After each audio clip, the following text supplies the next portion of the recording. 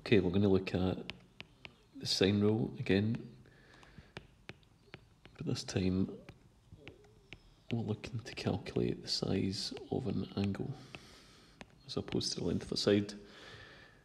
Okay, so we do these ones slightly differently. Let's get right into it. So example 1, I'm going to say that that's angle A, that's B and that's C. The angle there's 31 degrees. That's the angle that I'm looking for. I'm going to say that this length here is 4 centimetres and this length here is 5 centimetres. Okay, first move, A over sine A equals B over sine B equals C over sine C. Okay, now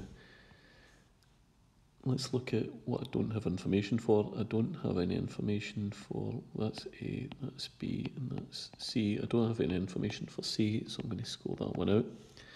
So it's A over sine A equals B over sine B. Okay, so if I go to small a is 5. So that's 5 over sine A. So sine A, well, that's what I don't know, so it's just sine A is equal to small b over sine b. So small b is 4 over sine capital B, got a capital B, and that is 31.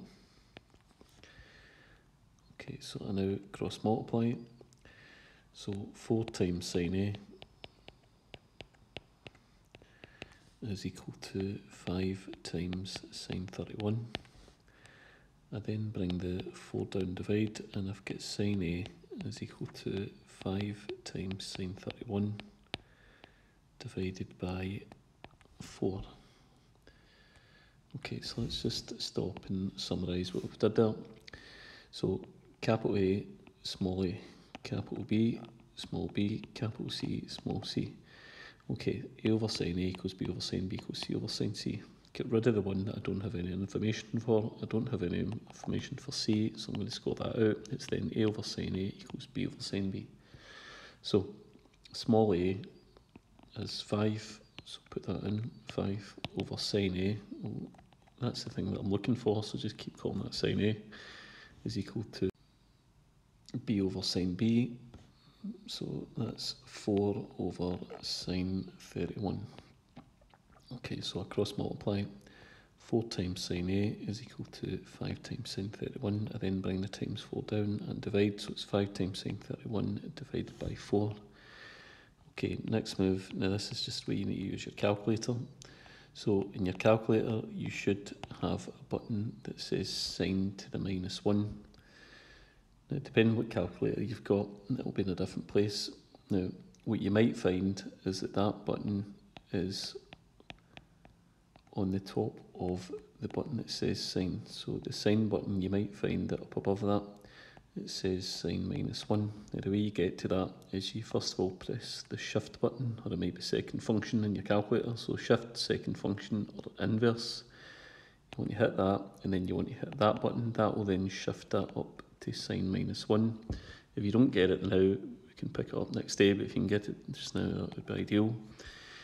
Now, at that point, you then want to press the fraction button, and then on top put 5 times sine 31, and on bottom 4. Okay, play about with your calculator, try and get that one, and put it in, and you should get 40 degrees. Okay, next one. A over sine A equals B over sine B equals C over sine C. Okay, I don't have any information for B this time. Okay, so there's no information for B, so it's capital B, capital A, small a, and capital C, small c. So as you can see, no information for B, so scrub that one, and it's now A over sine A equals C over sine C. Okay, so let's put the information in now. Small a, that's 13 over sine capital A, that's sine A, so it's capital A I'm looking for, is equal to C, small c, over sine C, sine capital C, that's 20. Cross multiply, 6 times sine A is equal to 13 times sine 20. I then bring that times 6 down, divide, and I'll get sine A equals 13 times sine 20 divided by 6. Okay, so on the calculator again, that's your next line. So again, if you're not quite getting this just now, we can sort it tomorrow. So you look for the shift key again, and then hit the sine button. Now what that should do is that should then activate the button above sine, which will be sine to the -1.